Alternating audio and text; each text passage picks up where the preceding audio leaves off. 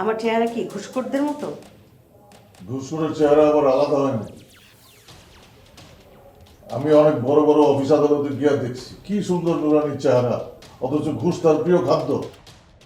ঘুষ না খাইলে তার অন্য খাবার হজম হয় না। যেদিন ঘুষ খায় না সেদিন তার পেট ফুলে যায়। ঘুষের টাকায় বাড়ি গাড়ি করছে।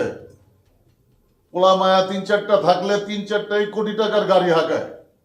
লাখ টাকার ছাগল আর 50 লাখ টাকার গরু কুরবানি দেয়। বউয়ের নামে দেশ বিদেশে বাড়ি গাড়ি। নিজে হজে যায় এই ঘুষের টাকায়। বিভিন্ন জায়গায় প্রধান অতিথি হয়, বিভিন্ন অনুষ্ঠানে প্রধান অতিথি হয়, তারে প্রধান অতিথি না করা হইলো সে মাইন্ড করে। কোটি কোটি টাকার পাহাড় করছে এই ঘুষের টাকায়, অথচ এই লোকটার বেতন বেতন হইতেছে 40-45 হাজার টাকা। ভাবা যায়? তার মানে আপনি বলতে চাইছেন ঘুষ আমার প্রিয় খাদ্য, ঘুষ ছাড়া আমার চলে না, এবং আপনার স্ত্রীকে বলেছেন আমি ঘুষ খেয়ে আপনাকে মুক্তি দিয়ে দেব। জি বলছি। তার মানে দেশের সবাই ঘুষখোর, একজনও ভালো লোক নেই? আমি সেটা বলছি না যে সবাই ঘুষখোর, তবে বেশিরভাগই ঘুষখোর।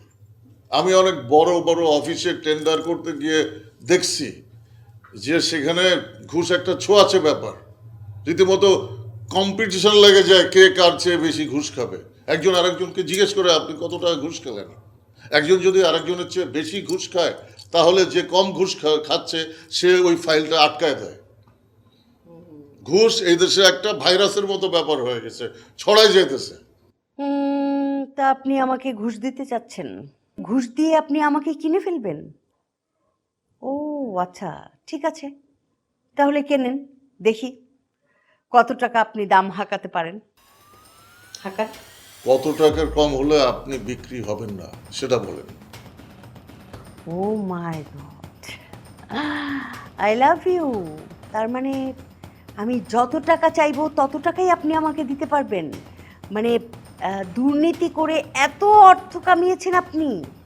আমার জানের বিনিময়ে, আমার মুক্তির বিনিময়ে আমি আমার সকল সম্পদ, সকল স্থাবর অস্থাবর সম্পদ আমি আপনার নামে লিখে দিতে রাজি আছি। জুলমুদ সাহেব, আমার অর্থ সম্পদ লাগবে না, প্রয়োজন নেই, আমার যথেষ্ট আছে। আপনি অ্যাপার্টমেন্টের ফান্ডে সব কিছু লিখে দিবেন। অ্যাপার্টমেন্টের ফান্ডে আমি আমার সব সম্পদ লিখে দেব? কি বলেন আপনি? আরে আপনি আমার নামে লিখে দিতে চাইছেন না? আমার কোনো প্রয়োজন নেই, আমার যথেষ্ট সম্পদ আছে। আপনি যেখান থেকে চুরি করেছেন সেই অ্যাপার্টমেন্টের কোষাগারে আপনি সমস্ত চুরির টাকা জরিমানা সহকারে লিখে দেবেন। দেখেন, আমি তো আমার সমস্ত সম্পদ এই অ্যাপার্টমেন্ট থেকে করি নাই।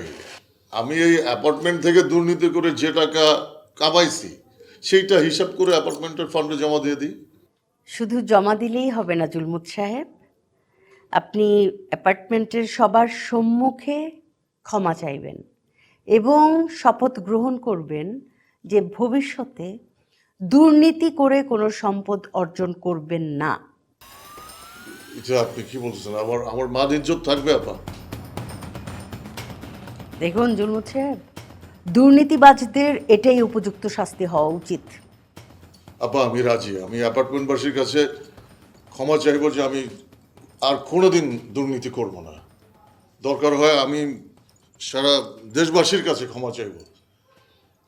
আপনি দরকার হয় ভিডিও করে সেটা ফেসবুকে ছেড়ে দিতে পারেন। তাতেও যদি আমি জাতির কাছে ক্ষমা পাই অন্তত শান্তিতে মরতে পারবো। আশা করি দেশের সকল দুর্নীতিবাজদের ঠিক আপনার মতো বোধোদয় হবে। Thank you. আপা আমাকে এখান থেকে ছাড়ার একটা ব্যবস্থা করেন প্লিজ। হ্যাঁ অবশ্যই, এই যে আপনি অ্যাপার্টমেন্টের সবার সম্মুখে গিয়ে ক্ষমা চাইবেন, আপনি শপথ গ্রহণ করবেন, আপনি যাবতীয় অর্থ যা কিছু চুরি করেছিলেন সেটা জরিমানা সহকারে অ্যাপার্টমেন্টের কোষাগারে জমা দেবেন, ব্যাস। সেটার জন্য তো আমার এখান থেকে বের হতে হবে।